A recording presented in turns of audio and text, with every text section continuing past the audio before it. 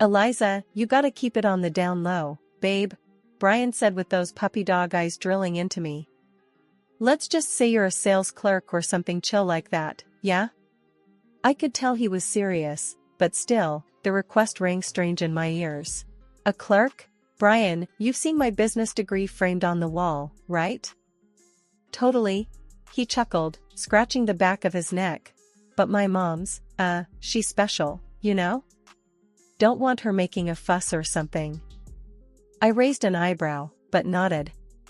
All right, for you, I'll be the world's best sales clerk, I said with a laugh, not realizing then that fabricating this tiny piece of my reality for his parents would unfold into something ugly and hard to handle. Soon enough, we rolled up to his folks' place. It was your typical suburbia, well, if every house looked like it could be on the cover of a homestyle mag, that is. Brian rang the bell, giving my hand a quick squeeze before the door swung open. And there she was, Linda, all coiffed hair and a smile that was a little too, let's just say she wouldn't have been out of place as a game show host. Well, look at you, she appraised as she ushered us in. Brian says you're in retail? I plastered on my best customer service smile. Yeah, just selling clothes in a shop downtown, I said casually. Retail, huh? Linda eyed me up and down, her smile barely flinching, like she's heard better jokes at a funeral. I supposed you didn't feel like aiming higher? Brian shot me a play-along glance. Nah, she loves it, he jumped in quickly. She loves it, Linda echoed, as if tasting the words. Right. Then she floated away, leaving a silence that felt like standing in a room after someone's just slammed a door. Later, when Linda went to powder her nose or count her coins or whatever, Brian found me in their living room, which was too clean, like no one really lived there. He had this I ate something bad look as he spilled the family tea. He told me all about Linda's thing for the slot machines, the way she borrows money faster than a bank can print it. She'd bled his dad dry and was always circling Brian for a handout like it was a national sport. We talking a little gambling fun or full-on Vegas blowout? I asked him, trying to sort the scale of what we were dealing with. He grimaced. Professional league. She's up to her eyeballs in it. If there's a machine with blinking lights, she's there, batting her eyelashes at it. The wedding, if you could even call it that, was as low frills as a diner breakfast. We figured why blow cash on just one day when we're aiming for a lifetime. Not that I had any illusions about Linda seeing eye to eye with me on that. In our backyard, dressed up but not overdone, Brian looked nervous but happy. I kept things as chill as I could, in jeans and a nice blouse, because why not? Linda, on the other hand, turned up looking like she just lost a bet, wearing a dress that screamed I would rather be anywhere but here. The rest of the shindig passed without much drama. Friends joked, the grill sizzled, and life felt almost normal for a hot second. Aunt Marcy was on music, hooking up an old boombox that squealed before it sang. Our first dance was to a song that skipped a few times, but Brian and I just laughed it off and kept on dancing. It wasn't until everyone had had their fill of burgers and cake that the real fun began. Linda dug in true Linda fashion, not on food, but us, again. She found me, her eyes a little glassy from the party favors. You know, Eliza, marrying into this family means you're part of the clan now. I nodded, that's usually how it goes. And clans stick together.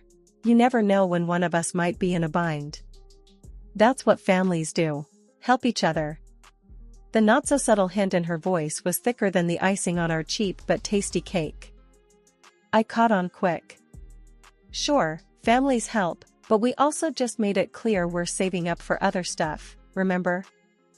Her smile was a thin line. Just saying, a penny saved today might be a penny needed tomorrow. By any one of us. Brian swung by then, slinging an arm around me. And any penny we save is staying with us, for our future, isn't that right, babe? Nailed it, I said, high-fiving him. With arms linked, we wandered off, leaving Linda to stew in the middle of a party that was everything she didn't want. She didn't dance after that, instead sat like a queen in exile, sipping and watching, but thankfully keeping her money thoughts to herself. It was maybe 2 weeks into this whole married gig when Linda turned our twosome into a crowd. Without fail, every payday, she'd be waiting outside the office where Brian worked, hanging around like a bad habit. One of those afternoons, I swing by to take Brian out for lunch. And there she is, leaning on the hood of her car, tapping her foot like she's on stage keeping time for a rock band. We hadn't even made it back to our car when she met us halfway, her voice rising above the sounds of the city like a siren. "There you are. I've been waiting half an hour, Brian. We need to talk." Brian's usually the calm type, but I saw that jaw clench. "Mom, not now. I'm on break, and we've got plans." She wasn't one to be sidelined though. "This is more important than your plans. I've got bills to pay, and since we're family now." I had to jump in, couldn't help it. "Hold up, Linda. We talked about this. We're not your personal ATM." Her gaze snapped to me, sharp as a tack. "Listen, girl, you married into this. You've got a duty now." Brian stepped between us, trying to keep the peace. "Mom, you've got to stop doing this. It's not fair to us, or you. There's people that can help with." Linda's laugh cut him off, low and mean. "Help?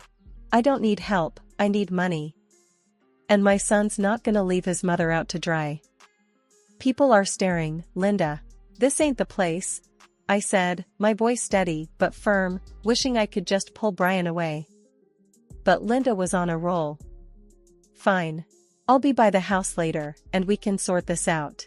Don't make me wait, Brian," she warned, poking him hard in the chest, before she turned on her heel and strutted off. At the sandwich shop, we grabbed a corner booth and tried to shake off the Linda encounter. Brian was rubbing his temples, looking like he could use something stronger than a soda. I reached over, my fingers bumping his. "Babe, maybe it's time to cut the cord. She's walking all over us." He sighed, heavy and long, like he was deflating. I know. It's just not easy, Eliza. She's always been this way." The rest of lunch was us making plans, figuring out how to tackle the Linda issue without a blowout. By the time we got back to work, we had the makings of a game plan, or at least the start of one. That evening, as predicted, Linda was banging on our front door like it owed her money. When we let her in, she wasted no time. "I don't have all night," she snapped, dropping her purse on our kitchen table like she owned the place. "Mom, we can't keep doing this," Brian started, but she bulldozed right over him. "Can't or won't," she challenged, eyeing me as if I was holding the strings to Brian's wallet. "It's not healthy, for any of us," I came back at her, trying to keep my cool. She squared her shoulders, ready for a fight. "Healthy? What's healthy is a roof over my head and food on my plate.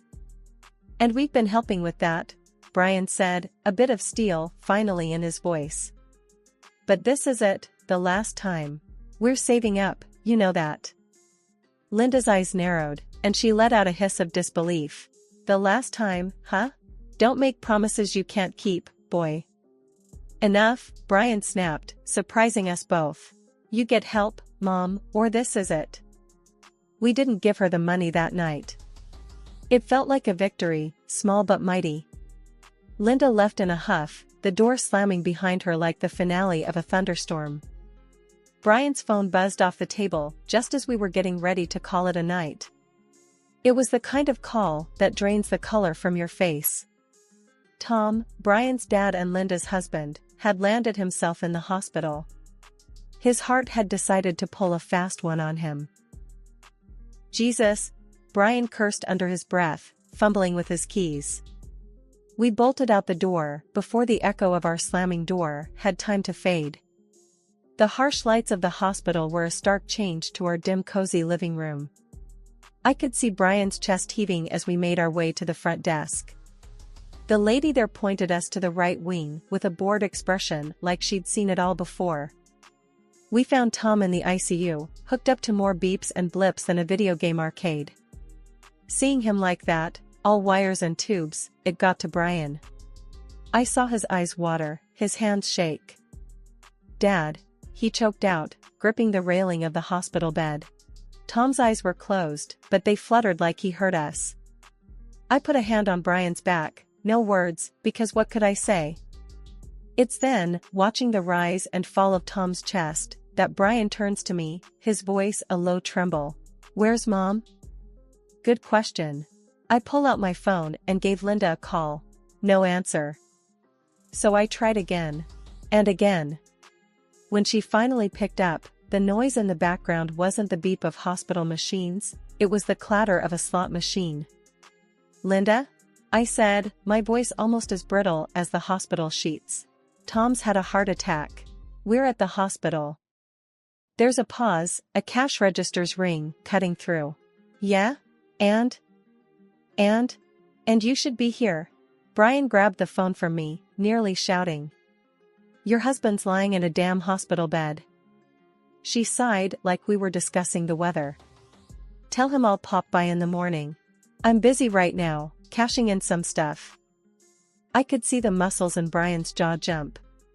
He threw the phone back at me, storming off to find a doctor or maybe just to punch a wall where no one could see.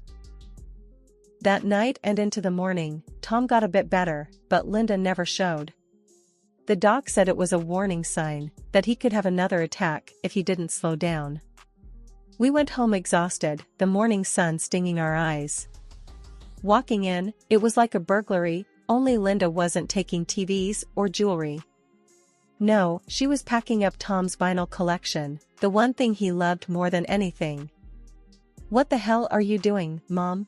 Brian stormed into the room, looking like he was ready to explode. "These are worth something," she snapped without looking up. "Don't worry, Tom won't miss 'em. Besides, hospital bills, remember?" "Hospital bills?" Brian was fuming. "That's rich, coming from you. You didn't even go see him." She rolled her eyes, stopped packing for a split second to stare Brian down. "Look, your father's tough, he'll be fine. But these bills ain't gonna pay themselves." But Brian was having none of it. "Put them back, Mom. Now." He moved towards her, his hands balled into fists. Linda stared him down, met his anger with a sneer. "Make me." I stepped between them. "Enough," I said, my voice steady. "Just stop. Dad needs us to be a family right now." The tension could have been cut with a knife. Linda looked from me to Brian, shrugged, and tossed the record she was holding back into the box. What she said next was like a punch to the gut. "Family sticks together, right? But when it's convenient for you too, huh?" She left without another word, the sound of the door closing behind her was the only goodbye. I looked at Brian, at the mess in the room. "She doesn't get it," I whispered. "She really doesn't get it." He didn't have an answer. We cleaned up in silence, Tom's records settling back onto their shelves like old friends coming home. The news hit us like a rogue wave. Tom was gone, just like that. The world had the nerve to keep spinning, the sun to keep rising and setting, as if nothing had shifted beneath our feet. Brian was numb, you could see it in the way he moved, like somebody had filled his shoes with lead. We did what people do in these times. Made calls, arranged for a funeral, picked a casket, a dark, polished thing that seemed too grand for Tom, who'd never cared for flash. The house was a mess of flowers and sympathy cards, the air thick with the smell of lilies and the sound of muttered condolences. Linda was nowhere. It was as if she'd vanished into thin air, her presence erased from our immediate reality. People asked about her, of course. "Families always hit the hardest," they'd say, nodding like that explained everything. Days passed, and she was still MIA. Brian had stopped asking after her. Stopped wanting to hear her excuses or lies. Then, the funeral. I expected her to be there at least, to show her face, say her goodbyes. But she was a no-show. "Hollow," was all Brian said, looking at the empty seat next to him reserved for his mom, the word echoing in the quiet of the chapel. The service came and went. Linda's absence was the elephant in the room, a constant undercurrent to every conversation. A mother should be there, crying, holding on to memories of better days, not this. It was maybe a week after, I ran into Linda at the grocery store. If you could call it running into her. She was at the end of an aisle, dressed to the nines, a grin on her face like she'd won the lottery. "Look at you," I greeted, unable to keep the edge from my voice. She swiveled around, that grin never fading. "Well, if it isn't the grieving widow. Lighten up, will ya? It's not the end of the world." My fists clenched at my sides, but I stood my ground. "You didn't even come to the funeral, Linda. How could you?" She shrugged, her jewelry clinking with the motion. "What's the point? Sobbing over a hole in the ground? That's not for me. Besides, Tom left a tidy sum. I'm rich at last." I could feel the heat rising in my cheeks, the dirty glares from other shoppers. "How can you be so cold? Brian's a big boy. He'll get over it." She waved a manicured hand dismissively. "Everyone does." "That man loved you till his last breath," I shot back, my voice shaking now. Linda just laughed. "Love, love. In the end, it's money that keeps you warm at night." I could feel people watching, feel the scene we were making. It took everything in me not to scream at her.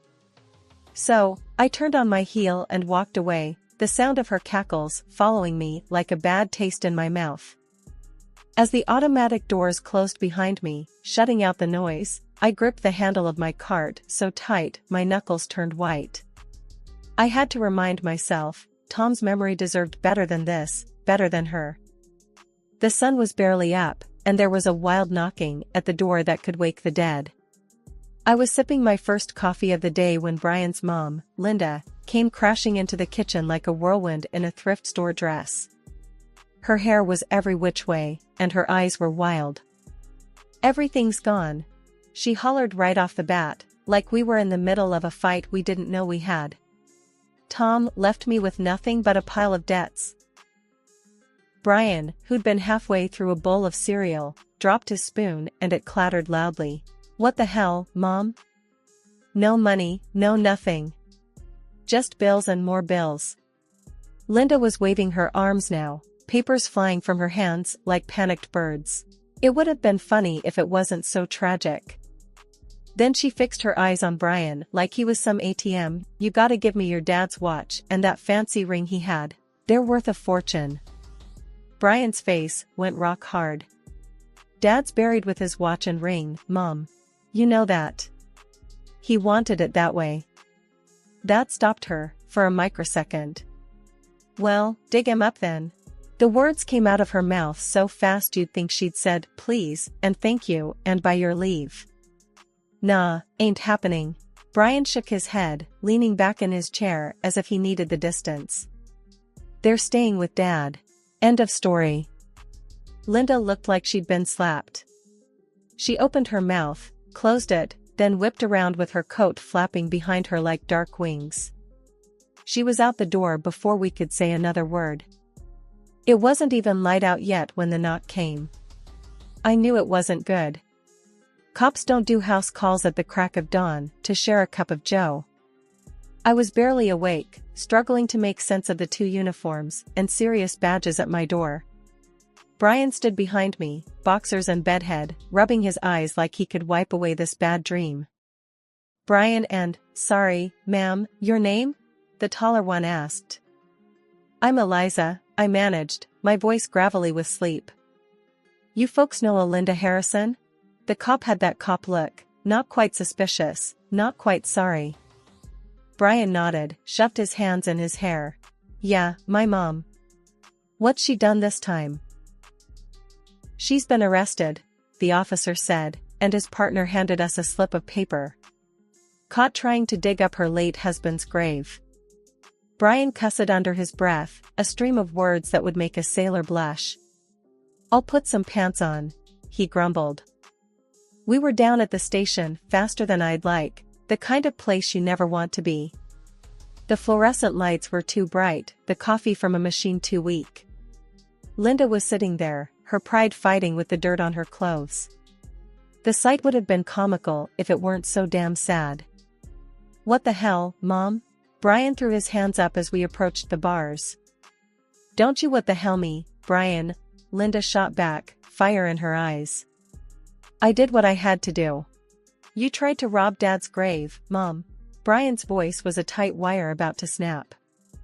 "That watch would have paid off everything," she hissed back, gripping the cell bars like they were the only thing holding her upright. "And what? You didn't think about us, huh?" Brian towered over her, all muscle and anger.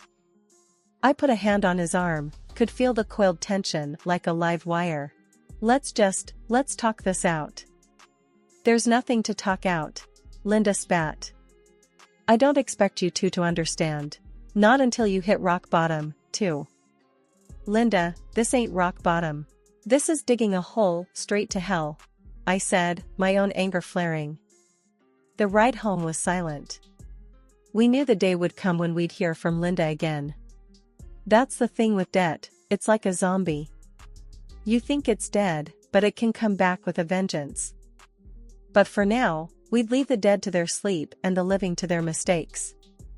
We had a life to live, and no amount of digging would change our course.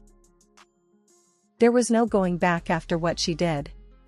Brian tossed our old phones into a donation bin the next town over, and I watched the numbers light up like unwanted stars before going dark for good. We didn't owe anyone an explanation, least of all her. As the city limits faded in the rearview, our new future was a cozy apartment in a nameless neighborhood, where the nosy next-door neighbor couldn't pick her out of a lineup, much less us. It was a good setup, neat and clean, with just the right amount of space for two people looking to dodge the ghost of family drama. We unpacked our lives, minus the baggage of anyone else's mistakes. Brian hammered together discount bookshelves with the sort of focus you might mistake for anger if you didn't know him. But that was just Brian being Brian, all in or nothing. "I'm not thinking about her, you know," he said over the squeal of a stubborn screw. I nodded from where I sorted our collection of DVDs, comedy stacked separate from the action, a place for everything. "I know." We didn't talk about her after that.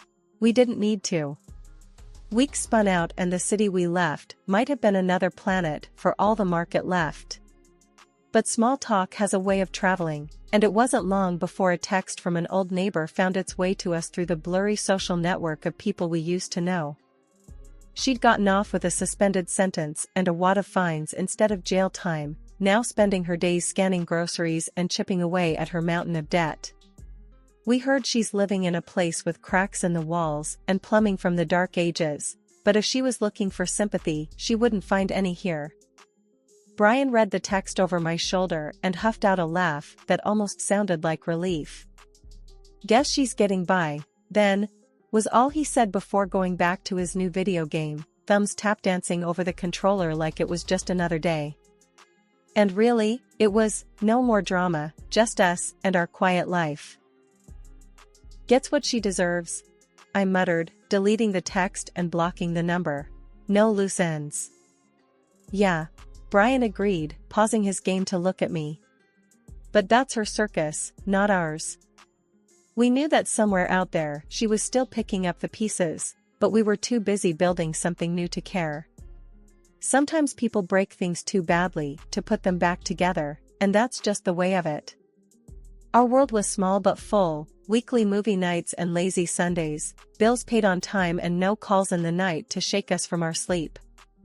"Think she'll try to find us?" I asked once, the closest I came to asking what if. Brian's eyes met mine, steady and sure. "Let her try." So we just kept living, quiet and low, like two survivors after the storm had passed. No looking back, no echoes of the past, just forward to the next day and the day after that.